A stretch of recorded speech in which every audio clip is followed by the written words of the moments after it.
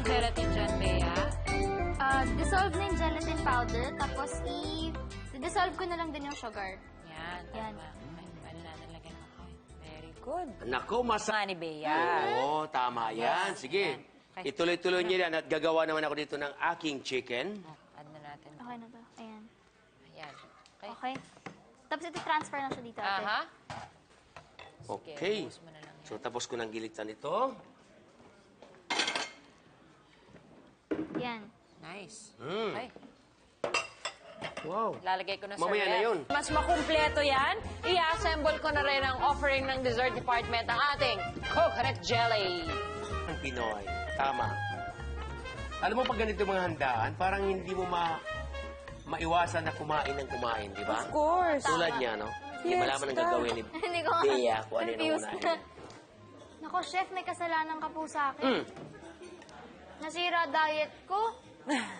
Pinapapayat ako, ganito naman mga pagkain ko. Nako. Minsan lang naman. Don't you just love your job? Hindi naman araw-araw.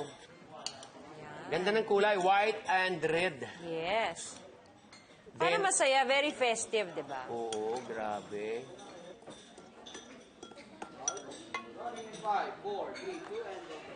Ayan. At para mas masarap, at meron siyang garnish, lalagyan natin ng mint leaves. Diba? There you go! Ayan! Heto na ang coconut jelly ng dessert department ngayong gabi. B1, B2, I-serve na yan! tayo gumawa niyan. Yes.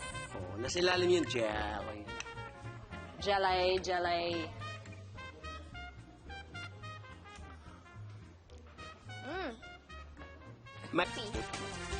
Ayaw mo ulit yung sabihin. Ibig sabihin, pasok. Teka lang, close up eh. Oh, kunyari pa, ayaw ko up. Sarap. Masarap lahat. Approve. Napakainam. Pang fiesta lahat. Nako. Siyempre,